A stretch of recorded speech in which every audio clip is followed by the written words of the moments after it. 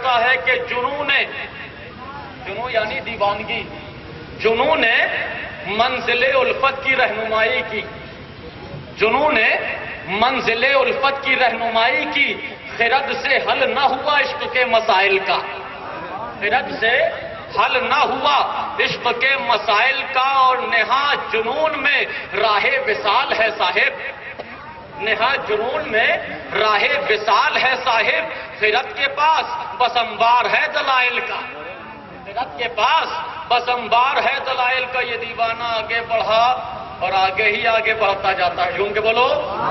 مدینہ طیبہ میں آگے بڑھا تو مسجد نبوی میں داخل ہو گیا، مسجد نبوی میں داخل ہو گیا، اور جیسے ہی گنبد خضرا پہ نظر پڑی، دل نے پکار کے کہا، ہرا گنبد جو دیکھو گے زمانہ بھول جاؤ گے۔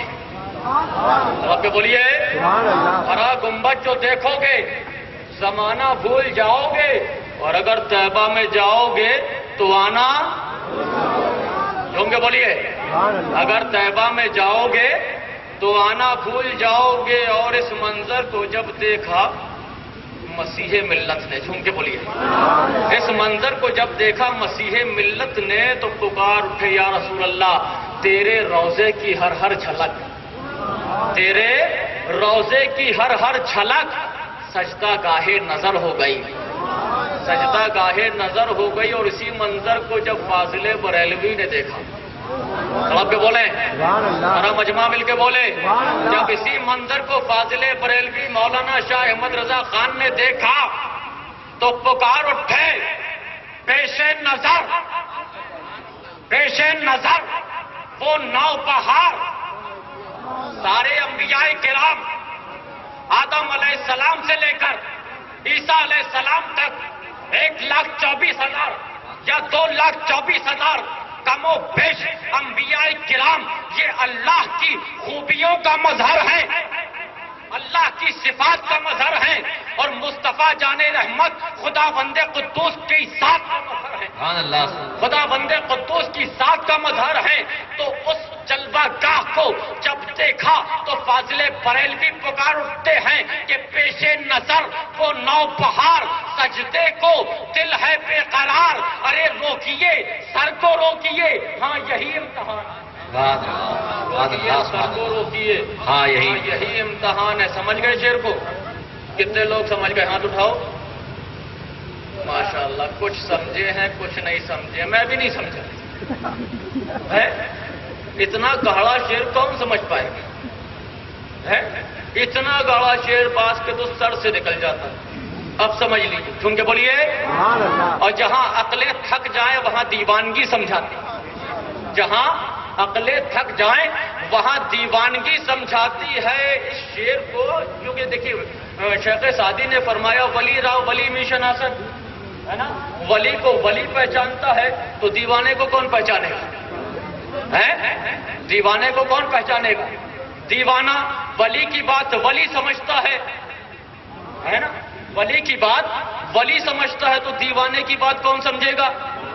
دیوانہ، جھوم کے بولو، دیوانے ہو تو ہاتھ اٹھا کے بولو، یا رسول اللہ، یا حبیب اللہ، سبحان اللہ۔ پیش نظر وہ نو بہار، سجدے کو دل ہے بے قرار۔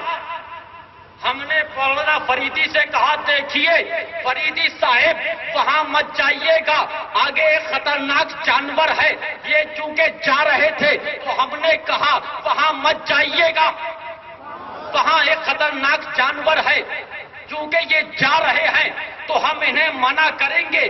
مولانا فیضان یہیں بیٹھے ہوئے ہیں تو ان کو روکنے کا کوئی سوال ہی نہیں ہوتا، ان کو روکنے کا کوئی سوال ہی نہیں ہوتا۔ اب ذرا دیوانے کی جو بریلی میں رہتا ہے اس کی عقل مندی کو دیکھو، اس کی فرزانگی کو دیکھو۔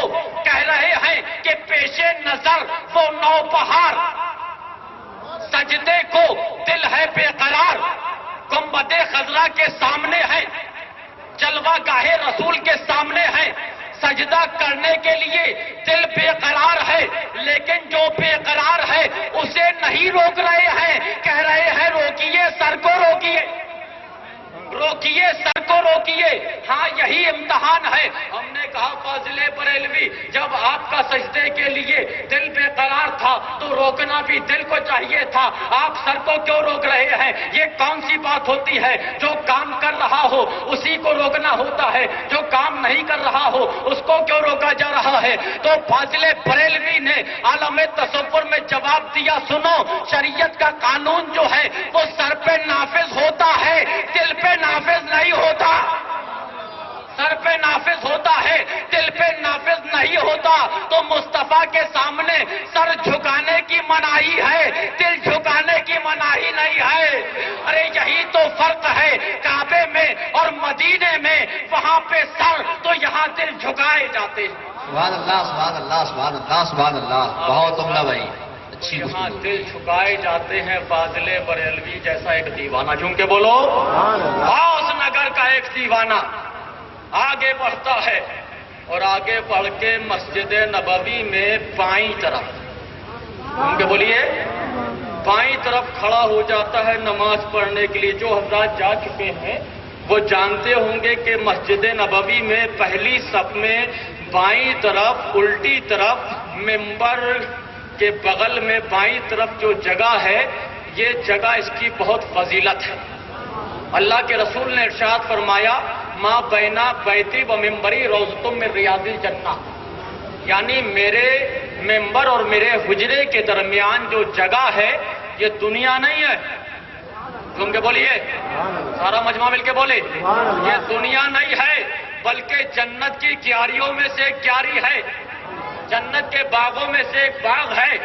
اب دیوانہ جیسے ہی تکبیر کہنے لگا، سامنے لکھا ہوا حدیث رسول، اسے دنیا مت سمجھو، ابھی تک تو نے نمازیں پڑھی تھی، دنیا میں پڑھی تھی، سجدہ شوق لٹائے تھے، دنیا میں لٹائے تھے، لیکن آج کرم رسول نے تجھے نماز پہلے نہیں پڑھوائی ہے، پہلے جنت میں داخل کر دیا ہے، پہلے جنت میں پہنچا دیا ہے.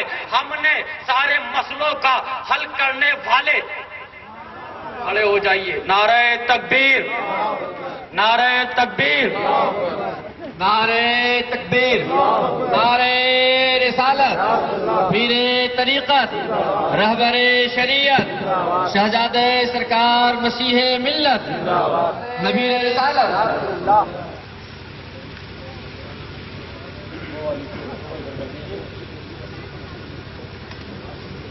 نعرہ تکبیر، نعرہ رسالت. جو حضرات کھڑے ہیں میں ان سے گزارش کروں گا کہ وہ آگے تھوڑا سا بڑھتے جائیں اور آگے کی جو کرسیاں خالی ہیں اس پہ جگہ بنا کے آپ حضرات بیٹھیں گے سرکار کے آنے کے بعد. نعرہ تکبیر، نعرہ رسالت.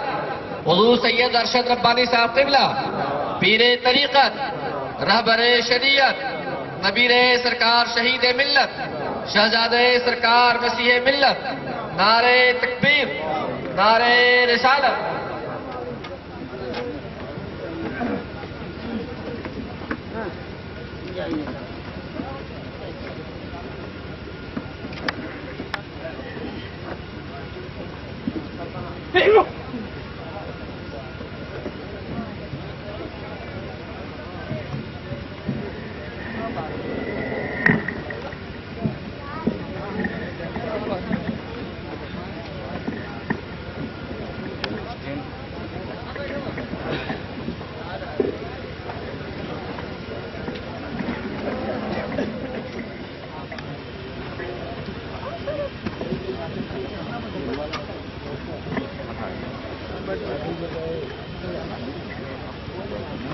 مدینہ شریف میں جھوم کے بولیے سبحان اللہ. کہاں تھے اور ابھی کہاں ہیں؟ ابھی بھی وہیں ہیں. جھوم کے بولیے. یہی تو دیوانوں کی شان ہے کہ دھن مدینے کی، دھن مدینے کی، من مدینے میں، دھن مدینے کی، من مدینے میں ہے ہمارا سجن مدینے میں، ہے ہمارا سجن مدینے میں. اور عاشقان نبی کا کیا کہنا، عاشقان نبی کا کیا کہنا. ہند میں تن ہے من مدینے میں، ہند میں تن ہے من مدینے میں. تو دیوانہ کھڑا ہوا تو اس نے دیکھا، کہاں کھڑا ہوا؟ ممبر اور حجرہ رسول کے بیچ میں، بائیں طرف کھڑا ہوا مسجد نبوی میں پہلی صف میں، تو اس نے دیکھا سامنے ارشاد رسول لکھا ہوا ہے کہ جہاں کھڑا ہے یہ کوئی اور جگہ نہیں ہے، یہ دنیا نہیں ہے بلکہ جنت ہے. جھوم کے بولے یہ جنت ہے. اب جیسا ہی اس نے اتنا سنا تو فوراً بریلی پہنچ گیا، تصور میں بریلی پہنچ گیا، اور عاشق مصطفیٰ اور عاشق آل مصطفیٰ احمد رضا فاضل بریلوی سے پوچھا کہ ذرا یہ بتائیں، آپ نے ہمیں دین کا ہر مسئلہ بتایا ہے، ہم نے سنا ہے کہ جب خانہ کعبہ جاؤ طواف کرو تو وعدہ جنت ملتا ہے، رمیے جمار کرو وعدہ جنت ملتا ہے، مزدلفہ کے ارکان ادا کرو وعدہ جنت ملتا ہے، سعی کرو وعدہ جنت ملتا ہے، مکہ شریف میں تمام حج کے ارکان ادا کرو وعدہ جنت ملتا ہے. جنت نہیں ملتی ہے، صرف آسواشن ملتا ہے، صرف وعدہ ملتا ہے. لیکن یہ در رسول ہے جہاں وعدہ نہیں مل رہا ہے، پہلے عمل نہیں کروایا جا رہا ہے، جنت میں داخل کروا دیا جا رہا ہے، بعد میں نماز پڑھوائی جا رہی ہے. اس کے بارے میں آپ کیا کہتے ہیں؟ تو فاضل بریلوی کی روح نے پکار کے کہا، ارے ان کی گلی کو چھوڑ کر باغ جنا میں جائے کون؟ ان کی گلی کو چھوڑ کر باغ جنا میں جائے کون؟ ارے نقد ملے جو مدعا وعدے پہ دل لگائے کون؟ نقد ملے جو مدعا وعدے پہ دل لگائے کون؟ حضرات گرامی بات نکلے گی تو پھر دور تلک جائے گی اسی دیوانگی کے ماحول میں آل رسول کا خطاب سننا ہے. جھوم کے بولیں آل رسول کا، آل غوث اعظم کا خطاب سننا ہے. میں آیت کا صرف ترجمہ کر دوں، قل لا اسألکم علیہ اجرا الا المودۃ فی القربى، یعنی اے محبوب آپ فرما دیجئے کہ میں نے جو تم تک اسلام پہنچایا، طرح طرح کی تکلیفوں کو برداشت کرتے ہوئے اس کا کوئی بدلہ نہیں چاہتا ہوں.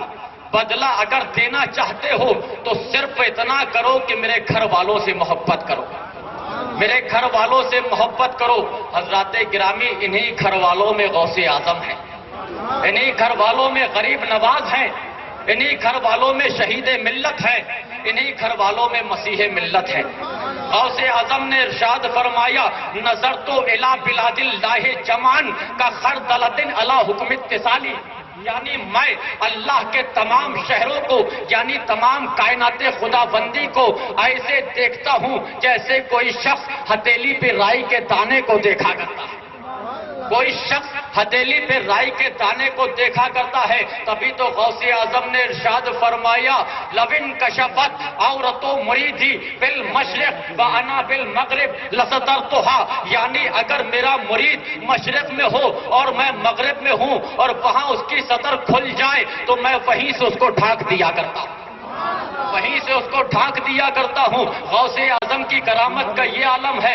آپ کہو گے بات بہت پرانی ہے، ہمیں ماضی قریب کی کوئی بات چاہیے، ہمیں حال کی کوئی بات چاہیے. تو چار نشین غوث اعظم، مظہر غوث اعظم حضور شہید ملت رحمت اللہ تعالی علیہ، یہیں سے قریب کی بستی سیپری میں ایک عورت ان سے مرید ہونے آتی ہے اور عرض کرتی ہے، اے آل غوث اعظم، اے جانشین غوث اعظم، اے مظہر غوث اعظم، میں آپ کے ہاتھ پہ مرید تو ہو جاؤں گی، آپ کے ہاتھ پہ غوث اعظم کی غلامی کا توق تو پہن لوں گی، لیکن ایک آپ سے وعدہ لینا چاہتی ہوں. کہا کیا وعدہ لینا چاہتی ہو؟ کہا آپ کے غوث اعظم نے، آپ کے آقا، آپ کے جد امجد غوث اعظم نے ارشاد فرمایا ہے کہ اگر میرے مرید کی سطر کھل جائے اور وہ دنیا کے ایک کنارے میں ہو، میں دوسرے کنارے پہ ہوں، تو وہیں سے میں اس کی سطر پوشی کر دیا کرتا ہوں، وہیں سے اس کی دستگیری کر دیا کرتا ہوں.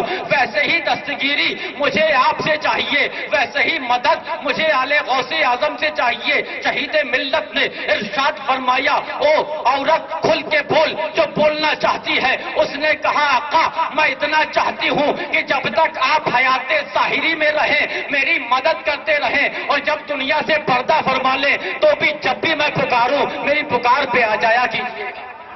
میری پکار پہ آ جایا کیجئے گا. غوث اعظم کے فرزند نے وعدہ فرما لیا, تو جب پکارے گی تیرا پیر تیری حمایت کے لیے آ جائے گا, تیرا پیر تیری نصرت کے لیے آ جائے گا, تیرا پیر تیری دستگیری کے لیے آ جائے گا. وعدہ ہو گیا, لیکن آج بھی جا کر اس عورت سے پوچھ سکتے ہو, وہ باقاعدہ حیات ہے, اس کا بیان ہے, جب بھی مجھے کوئی مشکل پڑتی ہے میں دو گانا ادا کرتی ہوں, غوث پاک کی فاتحہ دیتی ہوں اور اپنے پیر شہید ملت کو یاد کرتی ہوں. آل غوث اعظم میرے سامنے موجود ہوتے ہیں, شہید ملت میرے سامنے. نعرے تکبیر, نعرے رسالت, سرکار شہید ملت, سرکار شہید ملت, فیضان سرکار غوث اعظم. نعرے تکبیر, نعرے رسالت.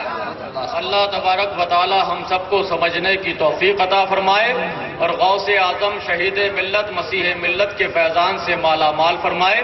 وآخر دعوانا